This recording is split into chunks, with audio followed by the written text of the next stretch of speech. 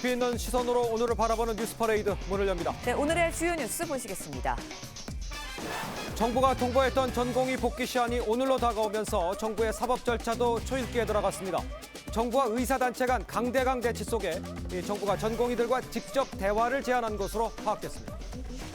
이른바 5대 병원으로 꼽히는 서울대 병원 병원장이 소속 전공의에게 이메일을 보내 복귀를 호소했습니다. 정부가 미복귀 전공의에 대한 사법 절차 시행을 예고한 가운데 의사협회는 전공의 처벌 시 의사직 포기 등 강경 대응을 예고했습니다. 민주당의 공천 배제 재고를 촉구한 임종석 전 비서실장이 컷오프된 서울 중성동갑에서 유세를 재개했습니다. 지역구 13곳의 경선 결과를 발표에서도 친명계가 강세를 보이면서 민주당의 공천 내홍 확산하는 모습입니다. 가상화폐 비트코인 가격이 27개월 만에 6만 달러를 넘겨 한때 6만 4천 달러를 기록했습니다. 미국 증권거래위원회가 지난달 비트코인 현물 ETF를 승인한 이후 투자금이 몰렸다는 분석인데 최고점인 6만 9천 달러 돌파도 멀지 않았다는 전망이 나옵니다. 저희는 잠시 뒤에 돌아오겠습니다.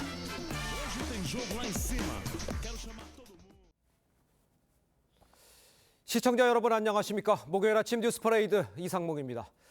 오늘이 바로 정부가 통보했던 이 전공의의 복귀 시한입니다. 일부 전공의가 곳곳에서 복귀 움직임을 보이고는 있는데 이 정부는 전공의들에게 직접 만나서 대화하자 이렇게 제안을 했습니다. 취재 기자 연결해서 자세한 소식을 좀 알아보도록 하겠습니다. 자, 성민혁 기자. 네, 서울대병원에 나와 있습니다. 자, 전공의들 복귀 움직임이 좀 감지가 되고 있습니까? 네, 이곳 서울대병원을 비롯한 이른바 5대 병원에서는 아직까지 뚜렷한 움직임은 없습니다. 하지만 일부 병원에서 전공의들이 돌아오고 있는데요. 건국대병원 12명, 전남대병원 7명 등이 현장에 복귀한 것으로 파악됐습니다. 다만 사직서를 낸 전체 인원에 비하면 턱없이 적은 수준입니다. 사직서를 낸 전공의는 전체 80%인 10,000명에 이릅니다. 일부 전공의는 사직서를 낸 상태에서 현장 진료 업무는 계속하는 것으로 전해졌습니다. 한덕수 국무총리는 오늘까지 병원으로 돌아온다면 어떤 책임도 묻지 않겠다고 재차 강조했습니다. 반면 복귀하지 않으면 다음 달부터 면허 정지 등 행정 처분을 시작할 전망입니다. 정부는 어제 오전부터 전공의 단체 대표 집을 찾아가 직접 업무 개시 명령을 전달하고 있습니다. 아울러 비공개 대화도 제안했습니다. 박민수 보건복지부 차관은 오늘 오후 4시 건강보험공단 서울지역본부에서 만나자는 문자를 전공의들에게 보냈습니다. 대화가 성사되면 집단 사직 이후 정부와 전공의들의 첫 만남이 되는데 전공의들이 어떻게 나올지 주목됩니다. 서울대병원에서 TV조선 성민혁입니다.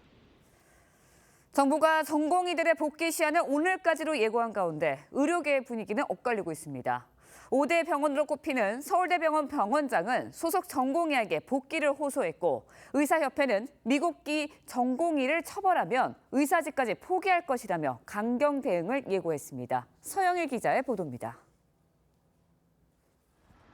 전공의 복귀 시한을 앞두고 서울대병원과 분당 서울대, 서울시 보라매 병원장이 소속 전공의에게 이메일을 보내 복귀를 호소한 것으로 파악됐습니다.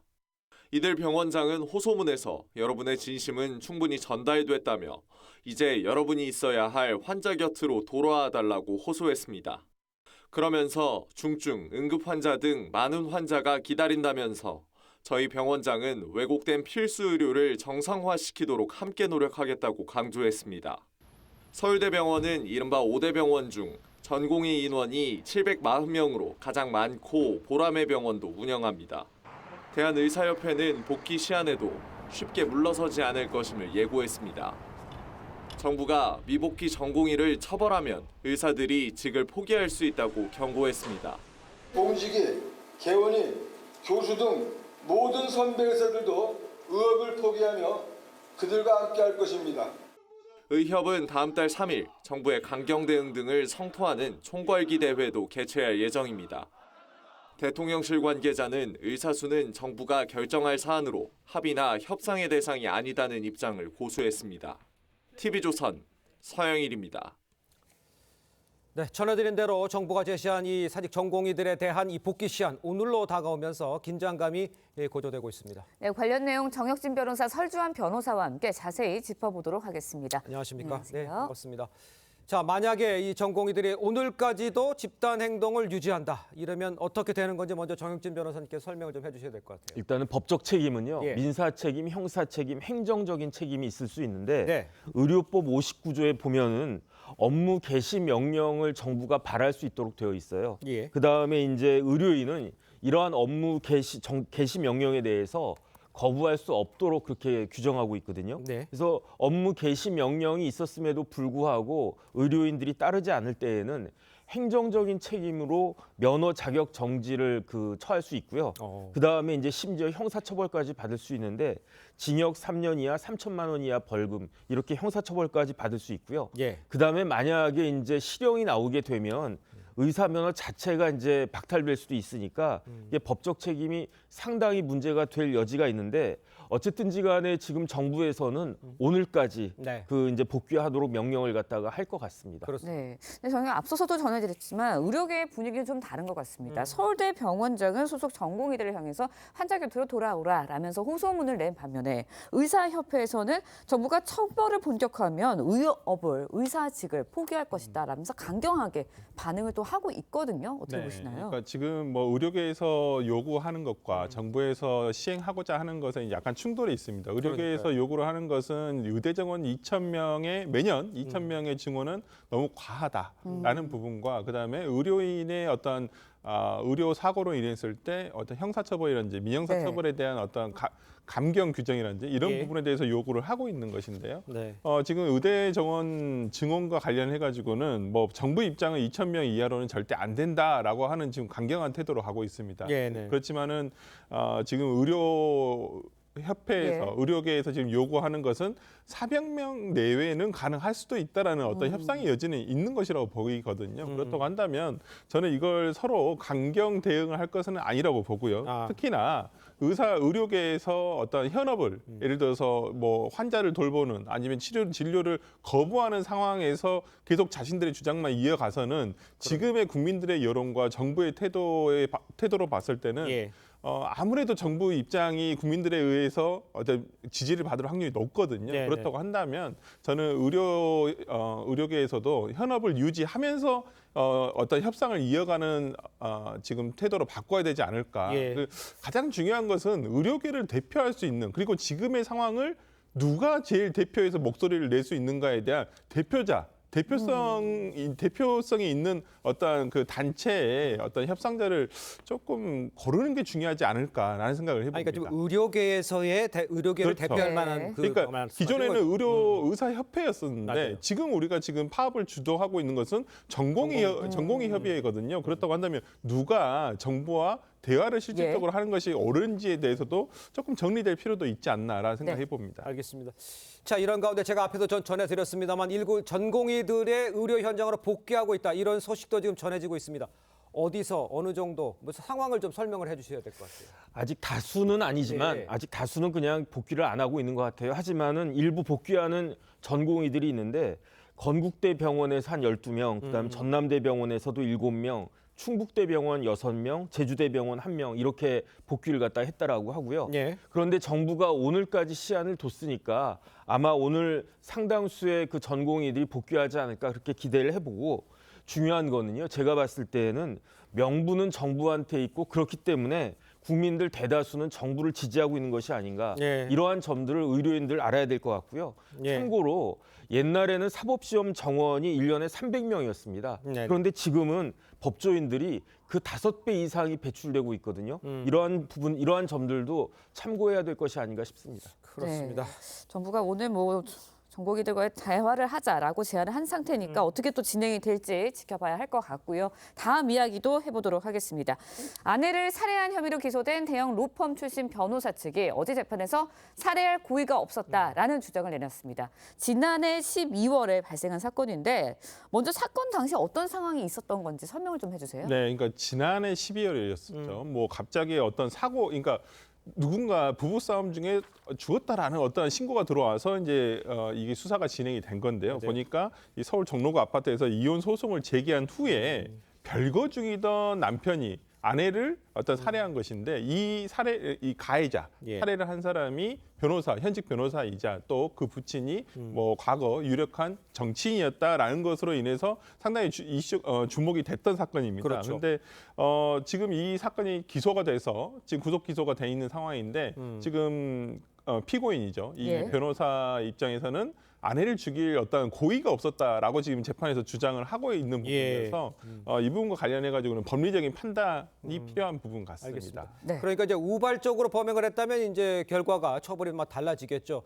재판부 계획범인지 아니면 우발인지 이건 뭐 어떤 걸 보고 이제 판단을 하게 됩니까? 일단 범행의 동기를 봐야 되는데 예. 지금 부부 사이가 별로 좋지 않아서 조금 전에 설 변호사가 이야기한 것처럼 뭐 이혼 소송 중이었다 이런 것들 보니까 그러니까 아무래도 사이가 안 좋으니까 그 어떻게 상해를 가할 그다음에 살해할 그런 동기가 있었다라고 볼 여지가 있을 것 같고요. 예. 더 중요한 거는 범행에 사용된 수단인데 네네. 그런데 지금 그 피고인은 네. 이제 그렇게 미리 준비한 것이 아니고 근처에 있었던 어떤 뭐 고양이 관련한 그러한 것들로 그 사용을 했다 이런 식의 주장을 하고 있는 것 같고요. 네. 그다음에 마찬가지로 범행 이후의 정황 같은 것들을 보면 과연 이 사람이 살해의 의도가 있었는지 여부 아니면 그 당시에 진짜 격정적으로 우발적으로 했는지 여부가 이렇게 추단될 수 있을 것 같습니다. 그렇군요. 네. 예. 변호사 H씨 측은 이제 전 국회의원으로 알려진 부친을 양형 증인으로 신청하기도 했습니다. 양형 증인이란 거 얼마나 중요한 건지 어떤 의미를 갖는 건지. 일반적으로 양형 증인이라는 것은 이 피고인, 예를 들어서 가해자든지 범죄자가 재판을 받는 과정에서 유무죄를 다투는 게 아니에요. 그러니까 지금 이 상황에서는 아마 저 변호인은 본인은 우발적 상해치사다라고 주장을 하는 부분은 이제 고의가 없었다라고 하는 부분에 대해서 재판부로부터 판단만 받으면 되는 것이거든요. 그런데 일단 예를 들어서 유죄가 인정된다는 전제 하에서 양형과 관련한 예를 들어서 뭐 15년 이상의 형을 때릴 것인지 아니면 20년의 형을 때릴 것인지 거기서 조금 그 양형을 줄여줄 수 있을 만한 증인으로서 양형 증인을 본인의 아버지를 신청한다는 것이거든요. 네. 근데 아버지를 신청한다는 것이 평소에 어떤 이 아버지가 이 부부 관계를 정확하게 알고 있었었고 그다음에 이 가해자인 아들의 어떤 성품이라든지 네. 사회성이라든지 이런 것들을 충분히 알고 있었기 때문에 아버지의 목소리를 듣겠다라는 것인데 모르겠습니다. 이게 재판부에게 이게 양형 증인을 신청한 경우가 독이 되는 경우도 있거든요. 그렇다고 한다면 어떤 뭐 증인이 출석할지 여부도 이제 지켜봐야 되겠습니다만은 일단 그 나와서 하는 말도 상당히 중요하거든요. 그게 피해자에게 2차 가해가 될 수도 있고 네. 그렇기 때문에 저는 이 양형 증인으로 나올 이 과거의 그 정치인께서 어떤 발언을 할 것인지에 대해서도 우리가 재판을 과정을 통해서 확인해 봐야 될 것 같습니다. 알겠습니다. 자, 두 분 말씀은 여기까지 듣겠습니다. 인사 나누겠습니다. 고맙습니다. 고맙습니다. 감사합니다. 네, 공천 배제를 제거해달라면서 탈당까지 시사한 임종석 전 비서실장이 어제 컷오프된 서울 중성동갑에서 지역구 유세를 재개를 했습니다. 어제 발표된 민주당 지역구 13곳 경선 결과 친명계가 강세를 보이면서 개파 간 갈등이 더욱 깊어지는 모양새입니다. 이채림 기자의 보도입니다. 공천에서 배제된 임종석 전 청와대 비서실장이 어제에 이어 오늘도 지역구인 서울 중성동 갑을 돌며 선거운동을 재개합니다. 이 자리에 오신 분들의 한결같은 마음은 다 똑같을 겁니다.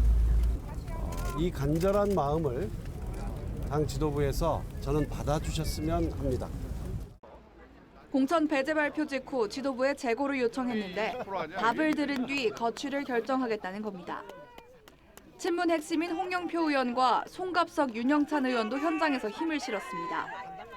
어제 발표된 지역구 13곳 경선에서도 친명계 약진이 두드러졌습니다.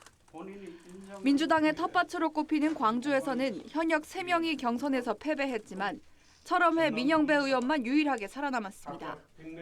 서울 관악갑에선 박민규 전 이재명 캠프 정책팀장이, 경기 안성에선 윤종군 민주연구원 부원장이 각각 본선행을 확정지었습니다. 임 전 실장 컷오프 등 친명계 강세가 이어지자 친명, 친문 간 개파 갈등은 확대되는 모양새입니다. 탈당을 선언한 서른 의원은 이 대표를 조선시대 폭군, 연산군에 비유했습니다. 연산군처럼 모든 의사결정을 자신과 측근과만 결정하고 아부하는 사람들만 곁에 두고 있습니다. 문재인 청와대 출신 윤영찬 의원은 임 전 실장 공천 배제에 대해 문 전 대통령으로선 뒤통수를 맞은 듯한 느낌일 거라고 했습니다. TV조선 이채리입니다. 자, 일단 공천 배제 결정에 대해서 임 전 실장은 재고해달라 이렇게 요청을 했습니다. 하지만 이재명 대표의 반응은 단호했습니다. 갈등과 반발은 필연이라면서 사실상 임 전 실장의 요청을 거부하면서 당 결정에 재차 세게를 박았습니다. 비명계 연이은 탈당에 대해서도 이 탈당은 자유다 이렇게 말을 했습니다. 이번 사태 해법을 찾기가 쉽지 않아 보입니다. 장영욱 기자입니다. 민주당 이재명 대표가 정책 간담회를 위해 헬스장을 찾았습니다. 이 대표가 러닝머신을 이용하는 도중 공교롭게도 임종석 전 실장의 기자회견 장면이 방송됩니다. 공천 배제 결정을 재고해달라는 기자회견을 의도치 않은 상황에서 지켜본 겁니다. 하지만 이 대표는 변화하는 과정에서 반발하고 항의하는 건 자연스러운 과정이라고 했습니다. 임 전 실장의 요청을 사실상 거부한 것으로 해석됐습니다. 변화에는 반드시 소리가 날 수밖에 없습니다. 조용한 변화라고 하는 것은 마치 검은 백조 같은 겁니다. 공천 결과에 반발해 탈당하고 있는 비명계 의원들을 향해서도 일침을 가했습니다. 입당도 자유고 탈당도 자유입니다. 경기를 하다가 질 것 같으니까 경기 안 하겠다. 이런 거 별로 그렇게 이렇게 국민들 보시기에 아름답지 않을 것입니다. 그러면서 여당은 조용한 공천이라고 엄호하고 민주당 공천은 엉터리라고 왜곡한다고 했습니다. 최근 당내 공천 파동을 언론 탓으로 돌린 겁니다. 고민정 최고위원 사퇴로 친명 일색이 된 당 최고위에선 이 대표를 노골적으로 두둔하는 발언도 나왔습니다. 지금 민주당의 깃발이요 상징은 단연 이재명 대표입니다. 친노는 되고 친명은 안 됩니까? 다만 이 대표는 최근 열린 당 고위전략회의에서 지지율 하락세를 보이고 있는 최근 여론조사를 언급하며 긴장해야 한다고 우려한 것으로 전해졌습니다. TV조선 장용욱입니다. 국민의힘은 영남을 비롯한 26곳 경선 결과를 발표하면서 후보자 간 명함이 엇갈렸습니다. 김용판, 이주환, 조수진 현역 의원들은 고배를 마셨고 김기현 전 대표와 김은혜 전 홍보수석 등 이른바 여권 빅샷들은 본선행 티켓을 거머쥐었습니다. 정은아 기자입니다. 한동훈 위원장의 첫 영입 인재로 불렸던 구자룡 비상대책위원이 서울 양천갑 지역 경선에서 승리했습니다. 현역 조수진 의원과 정미경 전 최고위원까지 치열한 3파전 끝에 본선에 진출한 겁니다. 제 여정은 제가 선택한다는 생각을 하진 않았습니다. 많은 분들께서 열어주신 문으로 들어왔고 이끄는 길로 걸었습니다. 부산 수영 전복민 의원과 부산연재의 이주환, 대구 달서병의 김용판 의원 등 지역구 의원들은 고배를 마셨습니다. 현역 지역구 18곳 가운데 이들 3명을 제외한 15명은 본선행에 올라탔습니다. 영남권에서 김기현 전 대표와 주호영 의원이 3선 이상 중진 감점을 받고도 경선에서 승리했습니다. 관심을 모았던 성남 분당을에선 김은혜 전 홍보수석이 김민수 대변인을 누르고 승리했습니다. 이른바 여권 빅샷들과 현역 의원 대부분이 본선행 티켓을 따내면서 일각에선 쇄신이 부족한 게 아니냐는 지적이 나왔습니다. 공관위는 현역 교체가 능사는 아니라고 했습니다. 지역 주민들의 유권자의 뜻이 반영돼야지 상대가 있는 이 경쟁에서 제일 강한 자가 전도해 나가는 것이 그게 절대 선다. 당 공관위는 오늘 수도권과 영남 일부 지역 공천 결과를 발표할 예정입니다. TV조선 정은아입니다. 네, 임종석 전 실장이 서울 중성동갑 공천 배제 하루 만에 기자회견을 열어서 당에 한 번 더 생각해달라 이렇게 요청을 했습니다. 이 요구에 이재명 대표 갈등과 반발은 필연이라면서 단호한 모습을 보였죠. 복잡하게 돌아가고 있는 민주당 상황부터 좀 짚어보겠습니다. 네, 최수영 정치평론가, 강성필 민주당 국민소통위 부위원장 함께하겠습니다. 안녕하십니까? 안녕하세요. 네, 반갑습니다. 제가 아까도 언급해드렸습니다. 임 전 실장 당 지도부에 이 공천 배제 결정을 재고해달라 이렇게 요청을 했지만 이재명 대표의 이야기를 보면 뭐 이미 끝난 것 같은데 상황을 어떻게 봐야 됩니까, 이 상황? 저는 지금 임종석 실장이 전략적 인내를 하고 있다고 생각합니다. 그렇습니까? 그래서 지금 당장 뭘 이렇게 선택하거나 뭘 예. 이제 받아들이기에는 지금 쉬운 상황이 아니니까 일단 좀 전략적 인내를 통해서 시간을 좀 벌고 예. 그다음에 친문 세력들이 함께해서 뭔가 논의를 해보자 이렇게 지금 시간을 공을 그래서 지도부에 넘긴 것 같아요. 그러니까 예. 지금 뭐 이재명 대표의 여러 가지 지금 표현을 놓고 보면은 절대 뭐 재심이라든가 혹은 의사 결정에 대해서 번복할 생각이 없거든요. 뭐 지금 노웅래 의원서부터 지금 사실 당에 무슨 이의 제기를 했다 그래서 받아들여진 케이스가 한 건도 없습니다. 그렇다면 임 전 실장 문제를 한 달 동안 끌어온 것은 어떤 적절한 시기에 이 문제를 우리가 털고 나가겠다는 전략적 의지를 반영한 걸로 봐야지 이재명 대표가 이 부분을 가지고 다시 한번 재고한다든가 하는 쪽으로 갈 것 같지는 않습니다. 앞으로 그래서 친문 진영의 집단 대응이 주목되는 이유가 바로 여기에 있습니다. 알겠습니다. 전략적 인내다 이렇게 좀 지적을 해줬습니다만 임 전 실장요 지역구 선거운동도 재개했습니다. 친문계 홍영표, 송갑석, 윤영찬 의원이 그 자리에 함께했습니다. 그 모습도 함께 보겠습니다. 이 자리에 오신 분들의 한결같은 마음은 다 똑같을 겁니다. 민주당이 하나로 꼭 통합을 해서 이번 총선에서 이겨달라는 간절한 마음 한 가지일 거라고 생각합니다. 이 간절한 마음을 당 지도부에서 저는 받아주셨으면 합니다.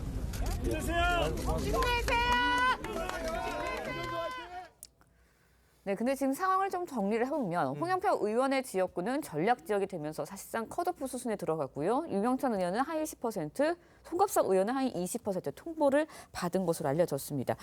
당내 대표적인 친문 세력들이 임 전 실장을 중심으로 좀 움집을 하는 모습을 보이긴 하고 있습니다. 당내 분위기는 어떤가요? 당내 분위기는 아무래도 그야말로 어수선한 분위기 그 자체입니다. 이 짧은 시간에 최고의 갈등 구조가 벌어지는 정치적 사건은 공천 문제지 않습니까? 그렇습니다. 근데 지금 현재 이 친문 세력들이 구심점이 없습니다. 그렇기 때문에 아무래도 지금 홍영표 의원이라든지 윤영찬, 송갑석 의원이 어려운 처지에 있지만 사실상 이것을 뒤집기는 현실적으로 어려운 분위기가 아닌가 그렇게 해석이 되고 있습니다. 예, 그렇군요. 그러면 문재인 대통령이 지금 이 상황에 대해서 어떤 언급을 할 가능성 이건 있습니까? 아무래도 친문 세력들 중에서는 문재인 전 대통령께서 나서 주셔야 한다는 요구가 있는 건 사실입니다만 그렇습니까? 네. 하지만 그 문재인 대통령 가까운 측근들이 평소 그분의 성향을 봤을 때는 침묵할 것이다라고 지배적으로 보고 있습니다. 알겠습니다. 임종석 전 실장이 선택지가 특히 많아 보이지는 않는데 일부에서는 그 당에 남아서 총선이 어떤 결과가 나오면 해서 그 다음 상황을 좀 모색해야 된다. 나가는 게 능사가 아니다. 이렇게 이야기하고 있는데 그건 맞는 생각입니까? 저는 이제 이제 임종석 실장이 이제 그런 생각을 할 것 같아요. 탈당이라는 옵션을 선택하는 순간 여러 가지 선택지는 많아지지만 탈당하고 나면은 민주당의 적통성을 잃는다는 데 대해서는 상당한 또 이제 흠결이 생기는 거거든요. 그러니까 아마 이 두 가지 사이에서 고민할 것 같은데 저는 최후의 수단이 이렇게 생각도 됩니다. 그러니까 임종석 실장은 이제 당에 남아 있고 나머지 지금 후보들이 이른바 친문 무소속 연대를 결성해가지고 공동 캠페인을 전개하는 방법. 그러니까 과거에 박근혜 전 대통령이 당에 남아서 이른바 친박 연대와 친박 무소속 연대가 동시에 뜨면서 사실상 20석 이상을 얻는 그런 그 말하자면 비염을 토했거든요. 그런 쪽으로 해서 어떤 식으로든 살아남아서 다시 추후에 이제 그런 어떤 그 다시 그 결과를 도모하지 않을까라는 생각도 있는데 지금 그렇지만 지금은 워낙 민주당에 대한 이 공천에 대한 자본이 세기 때문에 임 전 실장은 또 이 동력을 또 지금 어떻게 활용할까 이 고민도 할 것 같아서 아마 저는 이번 주말 안에는 이런 부분에 대한 선택지가 나올 것 같습니다. 알겠습니다. 자, 이런 상황에서 공천 결과에 반발하는 이 비명계를 향해서 이 대표는 변화에는 소리가 날 수밖에 없다. 이렇게 작심 발언을 쏟아냈습니다. 이 대표 입장을 한번 들어보겠습니다.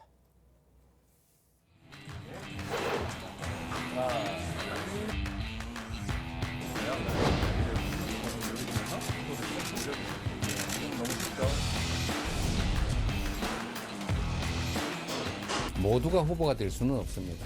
강물이 흘러서 바다로 가는 것처럼 또 세대 교체도 있어야 하고 또 새로운 기회도 주어져야 하고 특히 우리 국민들의 눈높이에 맞는 선수 선발이 반드시 필요합니다. 네, 화면으로도 보셨지만 이 대표 지역구 민생 행보로 지역구에 이제 헬스장에 나섰다가 러닝머신 위에서 임종석 전 실장 기자회견을 맞닥뜨리는 웃지 못할 상황이 벌어졌습니다. 임 전 실장 이렇게 가면은 총선에서 이길 수 있냐 라면서 이 대표를 겨냥했지만 이 대표 갈등과 반발 어쩔 수밖에 없는 거다 이렇게 이야기를 하고 있는 상황입니다. 당내에서도 이 대표의 이런 발언에 대다수가 좀 동의를 하는 상황입니까? 어떻습니까? 그러니까 동상이몽이라는 말이 맞는 것 같습니다. 그러니까 이재명 지도부는 현재 지금은 공천이 필연적으로 잡음이 생길 수밖에 없지만 이 국면이 끝나고 나서 3월이 들어가면 국면 프레임이 전환이 돼서 정권 심판론으로 우리가 정면동파할 수가 있다라고 생각을 하는 것이고 그렇죠. 친문 세력은 이재명만으로는 안 된다. 우리 친문이 함께 해야 된다. 이렇게 주장을 하고 있는데 예. 이러한 것들이 어떤 공천 과정에서 잡음으로 보여지는 것 같습니다. 예. 그러니까 공천 잡음으로 보여지는 거는 뭐 네. 있을 수 있는 일이죠. 그런데 이 대표가요 비명계를 겨냥해서 입당도 탈당도 자유라면서 질 것 같으니까 경기 안 하겠다는 거 아니냐 이렇게 좀 작심 발언을 했어요. 그러니까 일부에서 이제 야, 갈 테면 가라는 식으로 말을 하니까 저렇게까지 해야 되느냐 멘트가 이런 거에 대한 지적에 대해서는 어떻게 생각하십니까? 그렇습니다.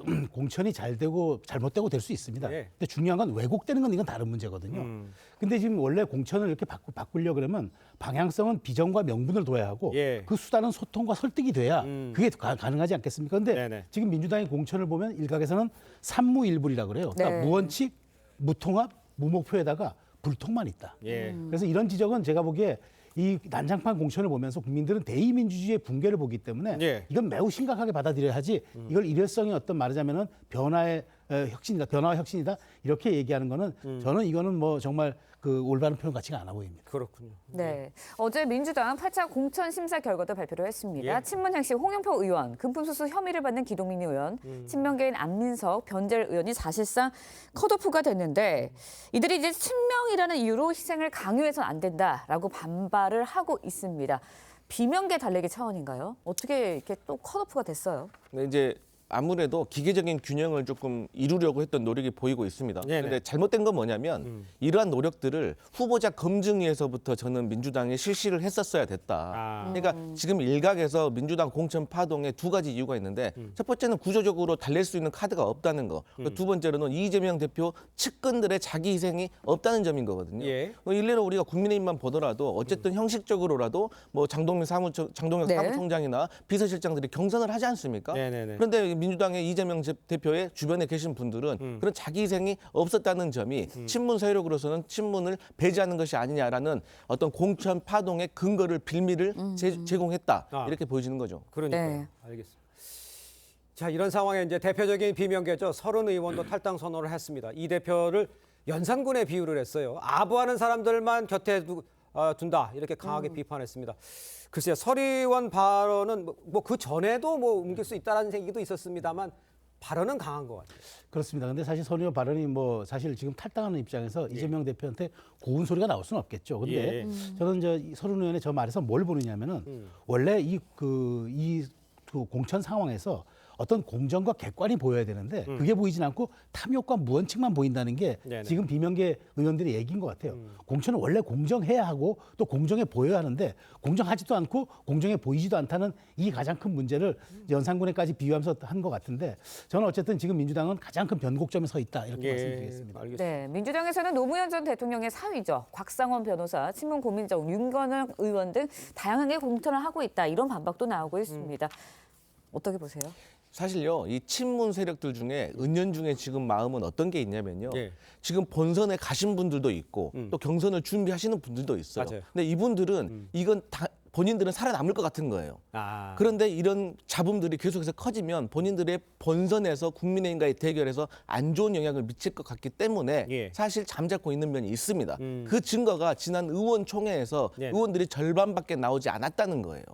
그렇기 때문에 이런 친문 세력들이 한편으로는 총선은 살아남는 자들의 무대이다. 그러니까 22대에 살아남은 친문 세력들이 분명히 있을 거거든요. 그분들이 새 판을 짜면 된다라는 은연중에 어떤 마음이 있는 것도 분석이 되고 있습니다. 알겠습니다. 네. 그 은연중에 있는 마음을 이야기할 수 있다라고 하지만 제가 아까 좀 설명을 해줬습니다만 친면과 친문이 보는 방향이 달라서 이 소리가 나는 것에 대해서 얘기를 해주셨잖아요. 소리가 날 수 있죠. 소리가 날 수 있는데 소리가 크게 난다고 해서 이길 수 있느냐? 이건 또 아니잖아요. 그건 어떻게 내부에서는 보고 있습니까? 그러니까 구조적인 문제가 하나 있고요. 두 번째가 자기 희생이 부족했다고 했지 않습니까? 그러니까 민주당으로서는 사실 정치인에게 있어서 공천은 생명줄과 같은 건데 여기서 배제를 시켜버리면은 그 누가 사실 공천에 대해서 수긍을 하기 쉽지가 않지 않습니까? 그래서 이런 것들은 민주당의 구조적인 문제가 좀 크다 이렇게 보고 있습니다. 알겠습니다. 자, 여당 소식도 짚어보겠습니다. 네. 국민의힘도요, 영남을 비롯해서 26곳의 경선 결과를 발표했습니다. 구자령 비대위원, 장해찬 전 청년 최고위원을 네. 비롯해서 당대표를 지낸 김기현 또 대표, 또 주호영, 김은혜 이렇게 이제 결정화가 나왔어요. 전체적으로 봤을 때는 역시 글쎄 안정적인 공천이다 이렇게 봐야 됩니까? 그러니까 저는 일각에서 그동안 우려로 제기했던 이른바 친윤 불패는 사라졌는데 현역 불패는 맞는 것 같아요. 그래서 민주당이 정말 그 말하자면 비명 행사가 사자성어를 하면은 그 국민의힘은 현역 불패가 사자성어가 된 것 같은데 어찌됐건 지금 변화와 혁신의 모습들이 현역들이 계속 이게 지금 살아남는 생존율이 높으면서 별로 보이지가 않는데 그나마 뭐 그 장해찬 전 최고라든가 그다음에 구자룡 변호사 같은 젊은 인재들이 조금 수혈됐습니다만 그럼에도 불구하고 안정적 공천, 소리가 나지 않는 공천까지는 좋은데 과연 이런 것들이 국민 눈에 어떤 그 에너지의 동력으로 쇄신과 혁신으로 비춰질 수 있을까? 이 부분은 조금 과제로 남은 것 같습니다. 알겠습니다. 지금 현역 불패 이야기를 해주셨습니다만 현역 불패 비판이 잇따르자 공관위에서는 현역 교체만이 쇄신은 아니다 이렇게 반박을 했습니다. 이철규 공관위원 이야기를 한번 들어보도록 하겠습니다.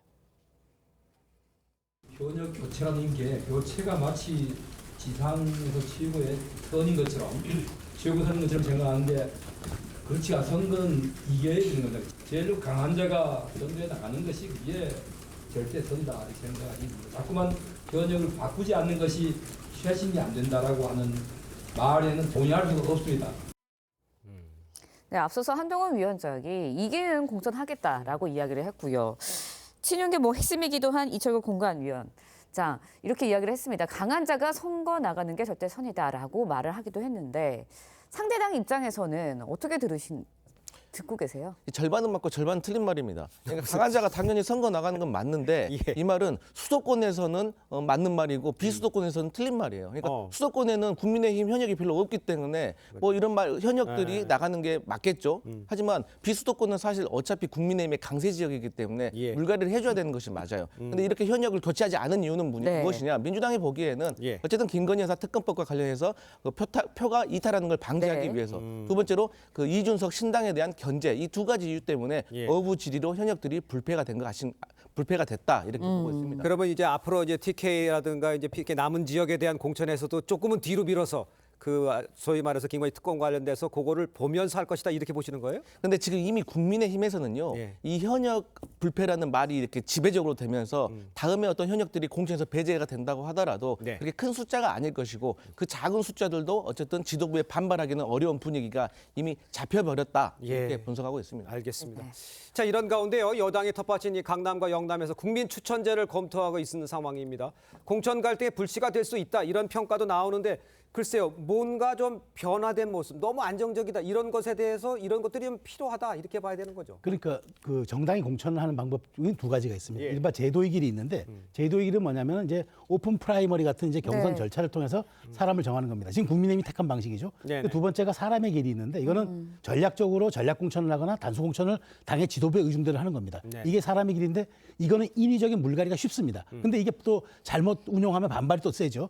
이 과정에서 저는 지금 국민의힘은 좀 안정적으로 제도의 길을 택한 건데 그럼에도 불구하고 좀 우리 당의 안정적인 지역이라 할 수 있는 곳에서는 무언가 물갈이 포기한다면은 국민 추천제 같은 이른바 사람의 길을 통해서 조금 수혈할 수 있는 방법도 있는데 다만 그렇다면 여기에 여성이라든가 인재라든가 젊은 청년이라든가 또 뚜렷한 방향성과 비전을 갖고 그런 식으로 공천을 하는 것은 한번 고민해 볼 필요가 있다고 생각합니다. 어떻게 하겠지 이런 거에 대한 구체적인 얘기 나온 게 그래서 없더라고요. 제가 빨리 이 불확실성을 제거하기 위해서는 당이 기준을 마련해 줘야 합니다. 그러니까 어느 포까지 할 건지 대의원단 어떻게 구성할 건지 추천단 어떻게 할 건지 그다음에 결정 방식은 어떨 건지 이런 식으로 빨리 이 불확실성을 제거를 해줘야지 남은 분들이 동요하지 않습니다. 네, 한동훈 위원장 대 행보도 좀 짚어보도록 하겠습니다. 한동훈 위원장 광주를 시작으로 지역별로 개최할 예정이었던 총선 필승 결의대회 일정 취소했습니다. 그리고 당원 중심이 아니라 시민들 많이 볼 수 있는 일정 검토 중이다라고 전해지고 있는데 행보 어떻게 보세요?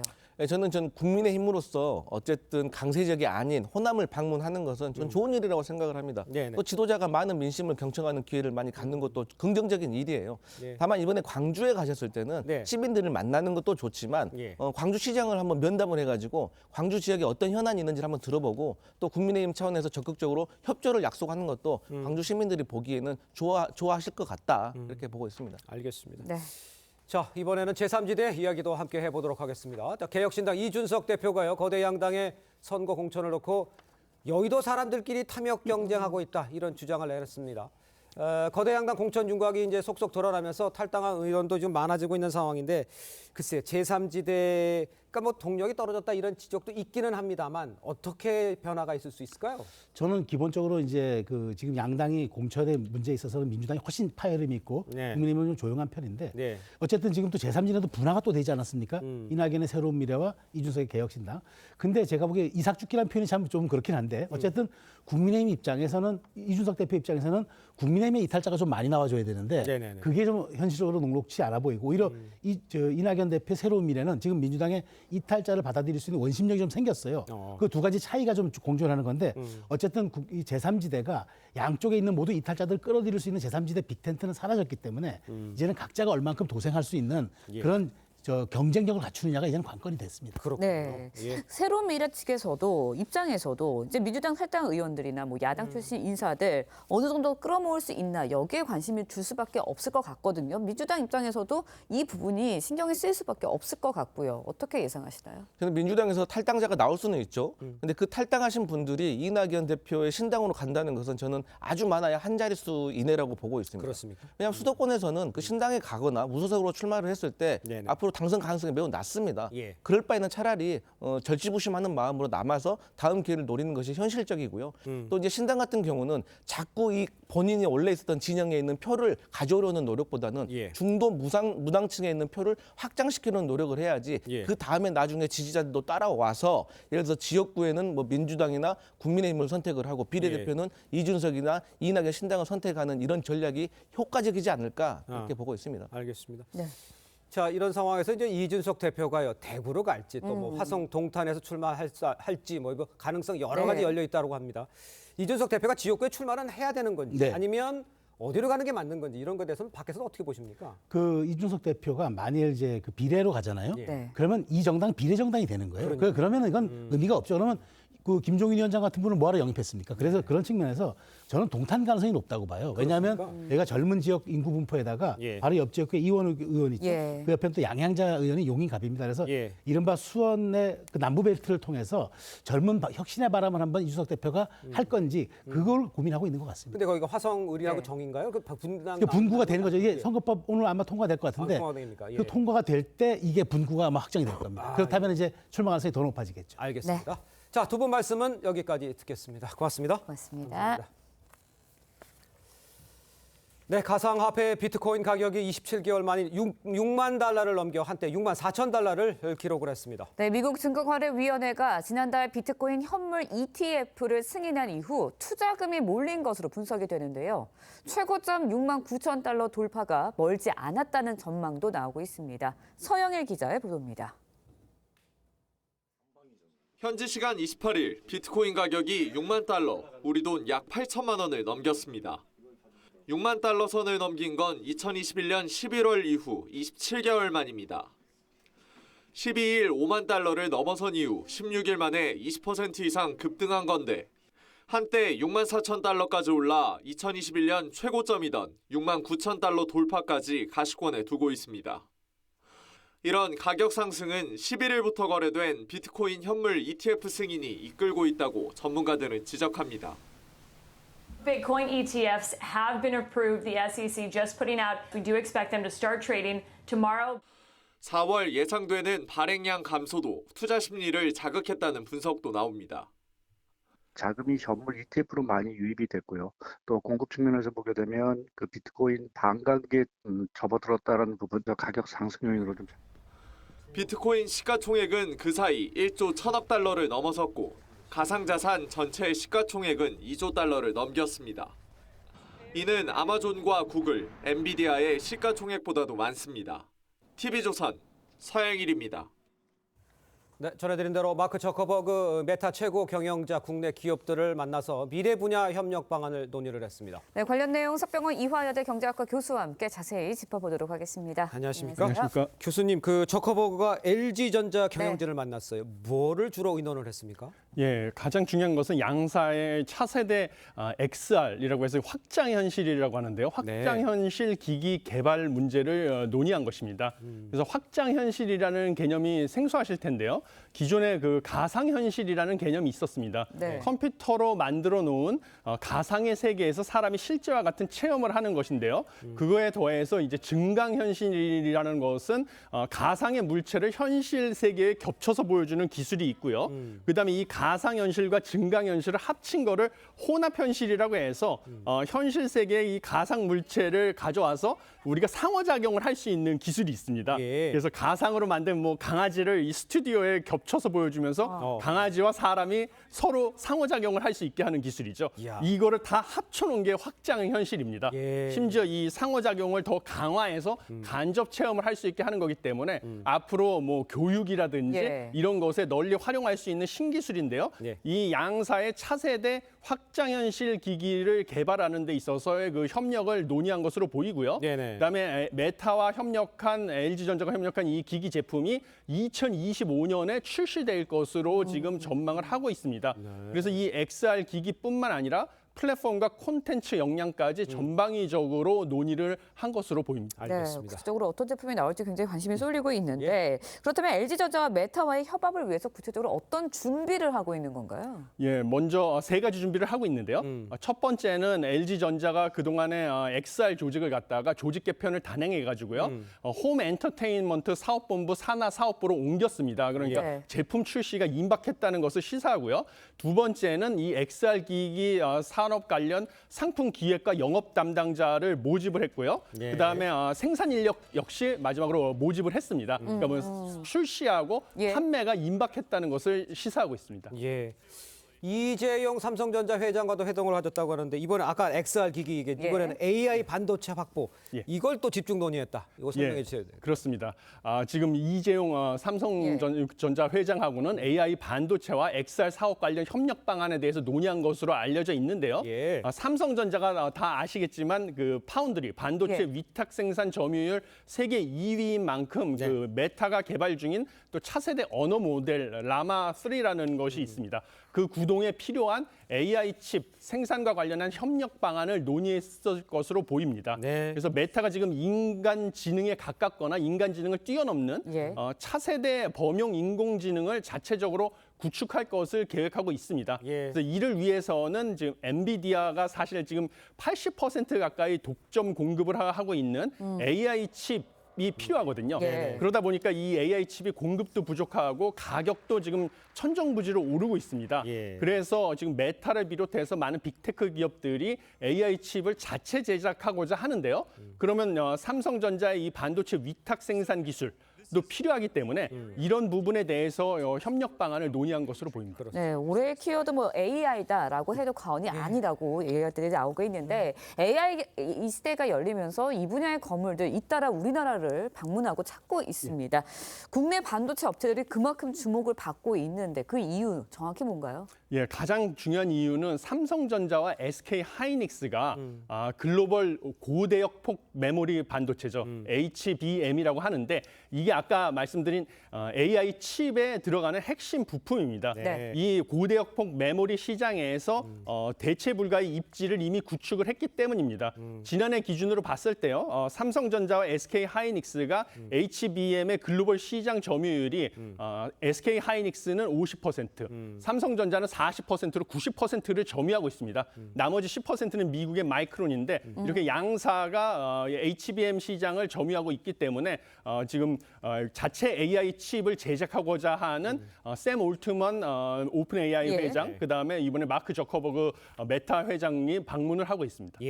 그러니까 HBM이건 XR이건 잘 모르겠습니다만 일단 우리나라 기술이 뭐 저커버그나 이런 사람들이 와서 같이 뭐를 해봐야 될 정도의 기술력이 있다. 이렇게 이해를 하면 되겠죠. 기술력을 확보하고 있기 때문입니다. 윤 대통령 예방도 예정돼 있어요. 여기서는 어떤 얘기를 할 수 있게 되는 겁니까? 역시 윤 대통령 예방해가지고 뭐 논의할 사항도 이 차세대 AI 시대가 열리기 때문에 AI 칩 생산 관련해가지고 협력 방안, 그다음에 이번에 지금 얘기하고 있는 XR 네. 관련해가지고 확장 현실 관련해가지고 국내의 뭐 스타트업 기업들과의 협력 방안에 대해서도 논의를 하고요. 윤 대통령도 이번 기회를 계기로 우리나라 기업들에 대한 이런 세일즈, 그다음에 정부의 지원 의지를 적극적으로 설명할 것을 계획하고 있는 것으로 알려져 있습니다. 예, 다음 소식도 짧게 짚어보도록 하겠습니다. 저희가 앞서서도 전해드렸는데 가상화폐 대장주죠. 비트코인. 한때 64,000달러, 한화로 우리나라 돈으로 8,500만 원을 돌파했습니다. 왜 이렇게 급등한 걸까요? 예, 두 가지 이유가 있는데요. 첫 번째는 최근에 미국 증권거래위원회에서 비트코인 현물 ETF의 상장을 승인을 했습니다. 그래서 비트코인 투자에 대한 접근성이 올라가다 보니까요. 비트코인의 신규 투자 자금이 대거 유입이 돼서 수요가 증가를 했습니다. 두 번째는 4년마다 돌아오는 비트코인의 채굴 보상이 절반으로 줄어드는 반감기가 4월 달에 도래할 것으로 예상이 돼서 비트코인의 공급이 줄어들 것이 전망이 되기 때문에 이 공급 감소에 대한 기대, 그다음에 수요는 증가했으니까 이 경제학에서는 가격이 이럴 경우에는 급등을 하는 것이죠. 이런 것으로 인해서 가격이 급등하고 있습니다. 그러니까요. 그 비트코인이 이렇게 급등을 하면 다른 가상화폐도 오르지 않을까 하는 생각하는데 어떻습니까? 예, 그렇습니다. 일단 비트코인이 급등하고요. 두 번째로 지금 가상자산 시장에서 시가총액이 2위인 이더리움 가격 역시 급등을 하고 있는데 이더리움 같은 경우는 이더리움 현물 ETF가 비트코인 다음으로 승인될 것이 유력하기 때문에 이것에 대한 기대까지 반영이 돼서 급등을 하고 있습니다. 그 다음 타자로는 또 솔라나라는 것도 있는데요. 솔라나 역시 급등을 하고 있어서 지금 뭐 사실상 뭐 부동산하고 비슷하게 부동산도 핵심지 가격이 제일 먼저 오르고 그 다음에 핵심지에서 가까운 지역이 오르는 것처럼 가상자산 같은 경우도 뭐 비트코인, 뭐 이더리움, 솔라나 순서대로 가격이 급등을 하고 있습니다. 그런데 문제는 가상자산은 가격의 변동성도 크고요. 그 다음에 뭐 시가총액이 적은 가상자산, 소위 말하는 잡코인 같은 경우는 시세 조작의 위험성도 크기 때문에 투자하실 경우에는 상당히 유의하셔야 되고요. 경제학 선행 연구에 따르면요, 이런 위험성도 있고 가상자산의 가격이 다른 자산하고는 다른 방향으로 움직이기 때문에 일반적으로 자산 포트폴리오에서 5% 이내로 보유할 것을 권장하고 있습니다. 그러니까 뭐 전 재산을 다 가상자산에다가 투자를 한다든지 이런 위험한 투자는 권유하지 않는 상황입니다. 알겠습니다. 이렇게 천정부지로 올랐다는 소식으로 인해서 투자에 너무 혹하지는 않아야 된다. 이렇게 지적하시는 것 같습니다. 자, 오늘 말씀 여기까지 듣겠습니다. 고맙습니다. 고맙습니다. 감사합니다. 네, 요즘 고령 운전자의 교통사고가 급증을 하고 피해도 늘면서 도로 위에 시한폭탄이다 이런 말까지 나오고 있습니다. 네, 지난달부터 장착이 의무화됐다는 자동 긴급 제동 장치가 고령 운전자의 교통사고를 막는 효자 노릇을 하고 있다고 합니다. 윤태윤 기자의 보도입니다. 주차벽을 들이받고 추락하는 승용차. 횡단보도를 건너던 행인 3명을 친 차량. 급정지하는 앞차를 그대로 들이박는 차량. 모두 65살 이상 고령 운전자가 일으킨 사고입니다. 시력이 약해지니까 앞에 보이는 게 좀 불편하더라고요. 감사 신경이나 다 약해진 것 사실이에요.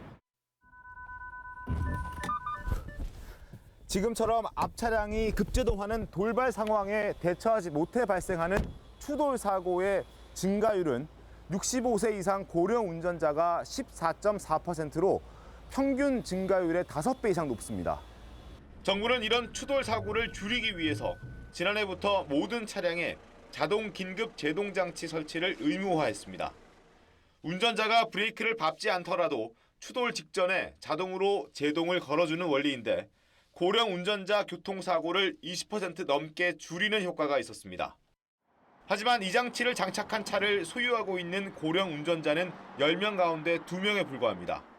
그 ABS 장착 차량을 구매 시에는 좀 보조금이 조금 지급이 되거나 ABS 장착된 차량만 한정해서 운전을 할 수 있게끔 하는 조건부 면허의 추가적인 도입이 필요하다고. 일본은 이미 이 장치를 단 차량을 소유한 고령자에게만 운전을 허용하는 조건부 면허 제도를 도입했습니다. TV조선 윤태훈입니다. 2024년 대한민국 교육대상 수상자의 YBM과 한기선 한서대 총장 등이 선정이 됐습니다. YBM의 ETS 토익과 이 YBM 에듀의 YBM 어학원은 올해로 17회 연속 수상의 영예를 안았습니다. 함기선 한소대 총장은 교육인물 부문에서 처음 수상을 했습니다. TV조선이 후원하고 조선교육문화미디어와 조선에듀가 주최하는 대한민국 교육대상은 올해로 17회째를 맞이했습니다.